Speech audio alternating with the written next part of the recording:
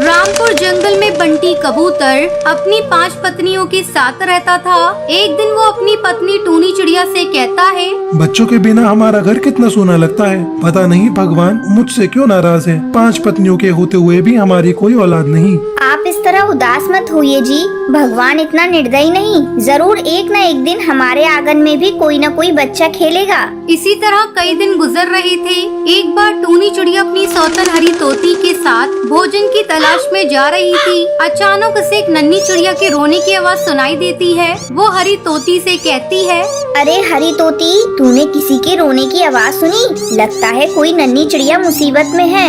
हाँ दीदी, मुझे भी किसी बच्चे की रोने की आवाज सुनाई दे रही है। चलिए हम दोनों चलकर देखते हैं। दोनों आगे जाकर देखती हैं। एक नन्ही चिड़िया झाड़ियों में फंसी थी और जोर जोर से चीख रही थी। तभी टूनी चिड़िया जल्दी से उस नन्ही चिड़िया को बाहर निकालती है और इधर उधर देखने लगती है। अरे हरी तोती, यहाँ तो कोई आसपास दिखाई नहीं दे रहा है। पता नहीं ये नन्ही चिड़िया यहाँ कैसे आ गई। हम इसे ऐसे यहाँ छोड़कर जा भी नहीं सकते। कहीं कोई जानवर इसे अपना शिकार न बना ले। बात तो आप सही कह रही हैं दीदी। ऐसा करते हैं, इसे लेकर हम लोग अपने घर चलते हैं। वैसे भी हमारी कोई औलाद नहीं है। ऐसा सोचकर दोनों उस नन्ही चिड़िया को लेकर अपने घर आती हैं। घर आकर टूनी चिड़िया से भोजन कराती है। इस तरह समय गुजरने लगता है। टूनी उस नन्ही चिड़िया का नाम टुनटुनी रखती है। वो टुनटुनी चिड़िया का बहुत ख्याल रखती थी। एक दिन वो किसी काम से शहर जा रही थी। उसने अपनी छोटी सौतन सुंदरी कौवी और बबली कबूतरी को अपने पास बुलाया और उनसे कहा, देखो बहनों, मैं शहर जा रही हूँ। 2 दिनों बाद लौटूंगी। तुम सब टुनटुनी चिड़िया का ध्यान रखना। बेचारी अभी छोटी है, खुद से लेकर भोजन भी नहीं कर सकती। उसे तुम दोनों भोजन करा दिया करना। ठीक है दीदी, आप चिंता न करिए। हम लोग टुनटुनी चिड़िया का ध्यान रखेंगे। फिर टूनी चिड़िया और बंटी कबूतर शहर चले जाते हैं। उस समय हरी तोती भी अपने मायके गई हुई थी। टूनी चिड़िया के शहर जाते ही सुंदरी कौवी टुनटुनी चिड़िया के बारे में बबली कबूतरी से कहती है, ये दीदी भी ना पता नहीं कहां से इस मनुष्य को घर लेकर आ गई। मैं इसकी नौकर नहीं हूँ जो इसकी सेवा करूँगी। अच्छी भली जिंदगी कट रही थी। जिस दिन से ये टुनटुनी चिड़िया इस घर में आई है, ची ची ची ची करती रहती है। जी भर के सोने भी नहीं देती। हाँ सुंदरी कौवी, बात तो आप सही कह रही हैं। अगर अपनी औलाद होती तो कोई और बात होती। तभी टुनटुनी चिड़िया वहाँ आती है। माँ, मुझे भूख लगी है, कुछ खाने को दो। कम बखत सुबह सुबह खाने के लिए चिल्लाने लगी। रुक, अभी बना कर देती हूँ। जब तक भोजन नहीं बन जाता तू बाहर जाकर खेल। टुनटुनी चिड़िया चुपचाप जाकर खेलने लगती है। सुबह से दोपहर हो जाती है पर टुनटुनी चिड़िया को कोई भोजन नहीं देता। टुनटुनी चिड़िया भूख से बेहाल हो जाती है। वो सुंदरी कौवी के पास जाकर फिर से कहती है, माँ, मुझे बहुत जोरों से भूख लग रही है, कुछ भी खाने को दो। ये ले, कुछ चावल के दाने पड़े हैं, इन्हें खा ले। टुनटुनी चिड़िया चावल के दानों को खा लेती है। इस तरह 2 दिन गुजर जाते हैं। अब टूनी चिड़िया शहर से लौट आती है। जैसे ही टूनी चिड़िया घर में कदम रखती है, वो देखती है कि टुनटुनी चिड़िया को बुलबुल बुरी तरह से पीट रही थी। ये तुम सबने मेरी टुनटुनी चिड़िया की क्या हालत कर दी है। 2 दिनों के लिए शहर के जंगल गई थी। इन 2 दिनों के अंदर मेरी टुनटुनी चिड़िया कितनी कमजोर हो गई है। तुम लोगों को शर्म आनी चाहिए। ये तुम्हें माँ कहकर बुलाती है और तुम लोग इसे पीट रही हो। इसकी वजह से हमारे सूने जीवन में फिर से खुशियाँ लौटी हैं। क्या तुम लोग इन खुशियों को खोना चाहती हो? टूनी चिड़िया की इन बातों को सुनकर उन सबको अपनी गलतियों पर पछतावा होता है। वो सभी टुनटुनी चिड़िया से माफी मांगती हैं और टूनी चिड़िया से कहती है, टूनी दीदी, मुझे माफ कर दीजिए। आपने हमें समझा दिया कि एक बच्चे की अहमियत क्या होती है। अब से हम टुनटुनी चिड़िया को खूब प्यार देंगे। कुछ दिनों बाद हरी तोती भी अपने मायके से लौट आती है। अब टुनटुनी चिड़िया बहुत खुश थी कि उसे 5-5 माओ का प्यार मिल रहा था और फिर सभी खुशी खुशी टुनटुनी चिड़िया के साथ रहने लगते हैं।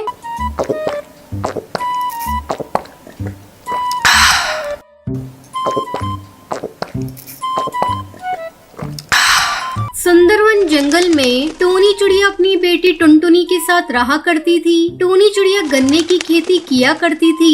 वो बहुत ही मेहनती थी। कड़ी मेहनत करके वो गन्ने उगाती, पर उसे गन्ने की अच्छी कीमत नहीं मिल पाती थी। गन्ने बेचकर उसे जो पैसे मिलते उससे वो अपना गुजारा करती थी। एक दिन जब टूनी चिड़िया अपने खेत पर जा रही थी, तब उसकी बेटी टुनटुनी उससे कहती है, माँ, आज मैं आपके साथ खेत पर चलूंगी। अरे बिटिया, तू खेत पर जाकर क्या करेगी? मैं तो खेत में काम करूंगी और तू बैठी बैठी अकेली बोर हो जाएगी। नहीं माँ, आज तो मैं आपके साथ चलूंगी खेत पर। चलकर मैं भी आपके साथ काम कर लूंगी। तो ठीक है, चल मेरे साथ। टुनटुनी अपनी माँ के साथ खेत पर चली जाती है। खेत में गन्ने की फसल लहरा रही थी। टुनटुनी अपने गन्ने के खेत पर आकर बहुत खुश थी। वो अपनी माँ से पूछती है, माँ, आप इतने सारे गन्नों का क्या करोगी? तब टूनी उसे बताती है, बेटा, इन गन्नों को बेचकर ही तो अपना घर चलता है। जब टुनटुनी अपनी माँ से गन्ने के बारे में पूछ रही थी, तभी दो पक्षी वहाँ आते हैं। वो टूनी चिड़िया से पूछते हैं,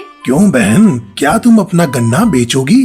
हाँ भैया, ये गन्ना बेचने के लिए ही तो लगाया है। कहिए कितना दे दूं? 20 रुपए किलो के भाव से दूंगी। मेरे गन्ने जैसा रसीला गन्ना आपको कहीं नहीं मिलेगा। अरे टुनी बहन, हम लोगों को 50 किलो गन्ना लेना है, लेकिन तुम्हारा भाव तो बहुत ज्यादा है। हम लोग 15 रुपए किलो के भाव से लेंगे।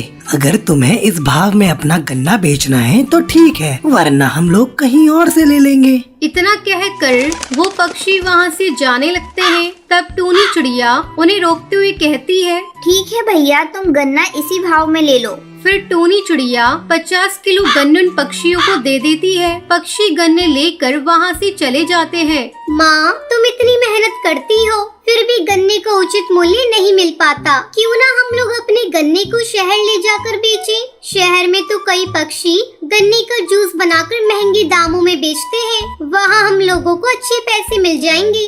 हाँ बिटिया, तू सही कह रही है, लेकिन हम लोगों के पास इतना पैसा नहीं है कि कोई गाड़ी करके अपने गन्ने को शहर ले जाकर बेचे। तो ये सब सोचना बंद कर दे, जो मिल रहा है वही बहुत है। इस तरह कुछ दिन गुजर जाते हैं। टुनटुनी चिड़िया अक्सर सोचा करती थी कि वो एक न एक दिन शहर ले जाकर गन्ने का जूस बनाकर बेचेगी। एक दिन वो अपने दोस्त बंटी कबूतर से कहती है, बंटी, तुम्हारे पिताजी के पास ट्रक है ना? हाँ है, लेकिन तू ट्रक का क्या करेगी? मैं उस ट्रक से अपने खेत के गन्ने शहर ले जाऊंगी और फिर वहाँ गन्ने का जूस निकाल कर बेचूंगी। इस तरह हमें अच्छी आमदनी मिल जाएगी। अब बता, क्या तू मेरा साथ देगा? टुनटुनी, तेरा आइडिया तो बहुत अच्छा है। मैं अपने पिताजी से कहकर तुम्हें ट्रक दिलवा दूंगा।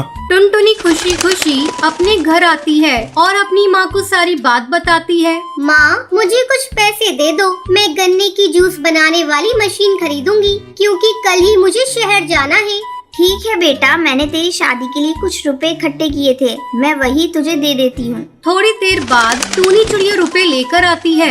ये ले टुनटुनी, भगवान तुझे तेरे काम में सफल करे। टुनटुनी चिड़िया अपनी माँ का आशीर्वाद लेकर नया काम शुरू करती है। वो शहर में अपने गन्ने के जूस का एक स्टॉल लगाती है। थोड़ी देर बाद कुछ पक्षी उसके पास गन्ने का जूस पीने आते हैं। टुनटुनी सभी को जूस देती है। गन्ने का जूस पीकर सभी उसकी तारीफ करने लगते हैं। अरे वाह, ये गन्ने का जूस कितना मीठा और स्वादिष्ट है। आज से पहले इतना स्वादिष्ट गन्ने का जूस मैंने कभी नहीं पिया था। अब से हम लोग रोज आकर यही गन्ने का जूस पियेंगे। जल्दी ही टुनटुनी के गन्ने का जूस उस शहर में फेमस हो जाता है। इस तरह टुनटुनी को अपने गन्ने का अच्छे दाम मिलने लगे थे। अपनी बेटी की तरक्की देखकर टूनी चिड़िया भी बहुत खुश थी। धीरे धीरे टुनटुनी चिड़िया शहर में अपना एक जूस कॉर्नर खोल लेती है और खुशी खुशी दोनों माँ बेटी अपना जीवन बिताने लगती हैं।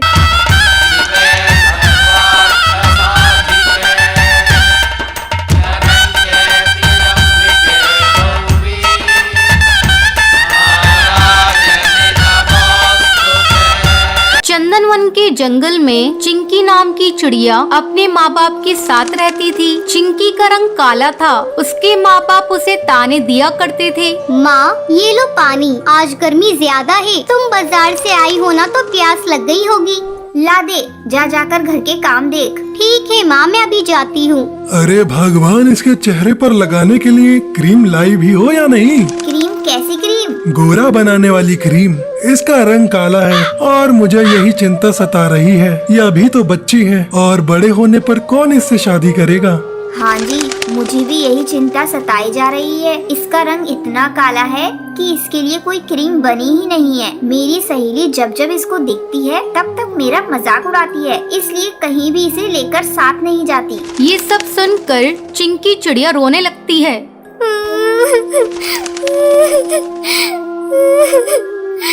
हे भगवान, तूने मुझे इतना काला क्यों बनाया? क्या काले पक्षी पक्षी नहीं होते? मेरे माँ बाप मुझसे नफरत करते हैं। अगर उनको मुझसे इतनी ही नफरत करनी थी तो क्यों नहीं मुझे जन्म के वक्त ही मार दिया उन्होंने। तभी चिंकी की माँ उसे आवाज लगाती है। अरे करमचली, कब खाना बनाएगी? शाम होने को आई है और तू घोंसले में बैठी आराम फरमा रही है। आ रही हूँ माँ। चिंकी खाना बनाने लगती है। इसी तरह चिंकी सबके ताने सुनकर बड़ी हो जाती है। एक दिन चिंकी के पिता उसकी माँ से कहते हैं, बड़ी मुश्किल से चिंकी के लिए एक रिश्ता मिला है। लड़के की उम्र थोड़ी ज्यादा है लेकिन उसके पास बहुत पैसा है। चिंकी उसके घर जाएगी तो राज करेगी राज। ऐसा रिश्ता बार बार नहीं मिलेगा। टूनी चिंकी के पास जाकर उसे ये सारी बात बताती है। चिंकी, अपने चेहरे को जरा ठीक ठाक करके रखा कर। तेरे पापा ने तेरी शादी तय कर दी है। जल्दी ही हम तेरी शादी कर देंगे। लेकिन माँ, मेरी तो अभी पढ़ाई पूरी भी नहीं हुई है। कम से कम मुझे कॉलेज की पढ़ाई तो पूरी कर लेने दी होती। मैं ये शादी अभी नहीं करूँगी। तुम पापा से कह दो, पहले मैं अपनी कॉलेज की पढ़ाई पूरी करूँगी, फिर उसके बाद शादी करूँगी।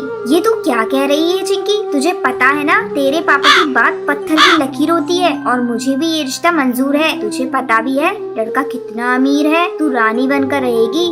माँ, मुझे पैसे का क्या करना? मुझे पढ़ लिख कर IAS ऑफिसर बनना है। माँ, तुम किसी तरह पापा को समझाओ ना। चिंकी की माँ उसकी एक नहीं सुनती। अगले दिन लड़के वाले चिंकी के घर आते हैं। लड़के की माँ कहती है, बहन जी, अपनी लड़की को बुलाइए। अभी बुलाती हूँ बहन जी। चिंकी, ओ चिंकी, जल्दी से चाय लेकर आ। चिंकी चाय लेकर वहाँ आती है। ये देखिए बहन जी, आ गई हमारी बेटी चिंकी। ये क्या बहन जी, आपकी बेटी तो बहुत काली है। मुझे इस काली लड़की से अपने बेटे की शादी नहीं करनी। माँ, मुझे काली और गोरी चिड़िया से फर्क नहीं पड़ता। मुझे बस पढ़ी लिखी चिड़िया चाहिए। मुझे चिंकी पसंद है। ठीक है बेटा, जब तुझे शादी मंजूर है तो। और जल्दी शादी की तारीख तय हो जाती है। और एक दिन चिंकी के घर बारात आती है। फिर धूमधाम से चिंकी की शादी उस कबूतर से हो जाती है।